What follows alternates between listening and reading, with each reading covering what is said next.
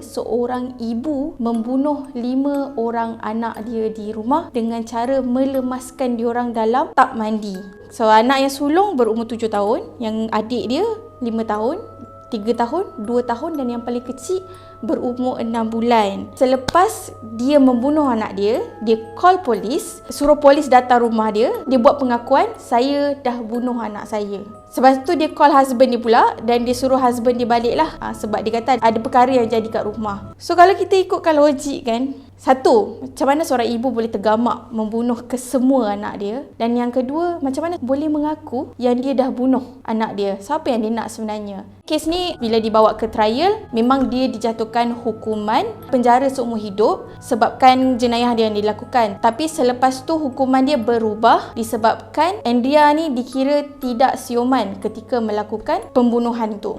Dan dia dimasukkan ke dalam institut mental untuk mendapatkan rawatan lanjut lah. Keadaan yang berlaku kepada Andrea ni dipanggil postpartum psychosis. So postpartum psychosis ni sangat-sangat jarang berlaku. 1 atau 2 per 1000 ibu yang melahirkan anak. Dan dia adalah satu keadaan yang boleh dicegah dan juga boleh dirawat sebenarnya. So postpartum psychosis ni adalah satu keadaan ekstrim lah. Kalau kita bayangkan satu garisan lurus, ada keadaan yang lebih ringan dan ada keadaan yang teruk lah. Jadi keadaan yang ringan ni kita panggil sebagai postpartum blues. Selepas melahirkan anak, normal untuk seorang ibu tu mengalami keadaan di mana dia ada gangguan emosi. Mungkin dia ada mood swing, dia rasa nak menangis, dia rasa resah yang lebih tinggi daripada normal. Keadaan ni berlaku tidak terlalu lama dan biasanya selepas beberapa hari, ibu tu akan rasa lebih baik lah, especially kalau dia dapat sokongan daripada orang sekeliling dia. Sekiranya keadaan gangguan emosi tu berpanjangan, mungkin seorang ibu tu mengalami satu keadaan yang kita panggil postpartum depression. So postpartum depression ni adalah kemurungan klinikal.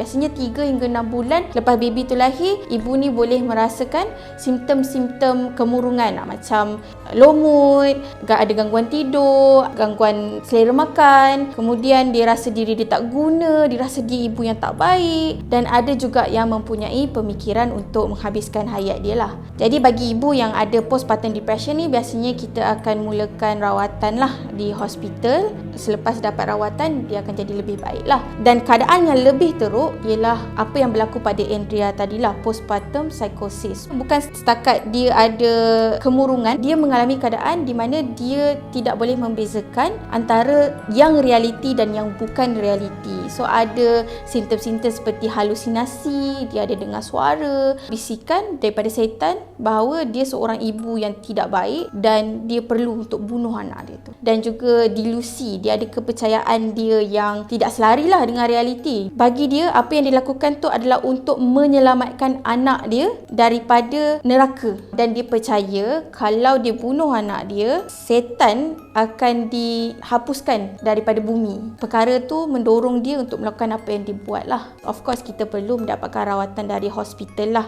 dari segi ubat-ubatan dan juga psikoterapi. Pada laki-laki di luar sana lah, kalau nampak wife tu tak okey lepas melahirkan anak, bagi sokongan kepada isteri tu, daripada segi sokongan moral ke, ataupun bantu sendiri dalam penjagaan anak tu supaya isteri tu boleh dapat rehat yang cukup dan boleh merasa lebih baik, kita dapat mencegah daripada keadaan isteri tu menjadi lebih teruk.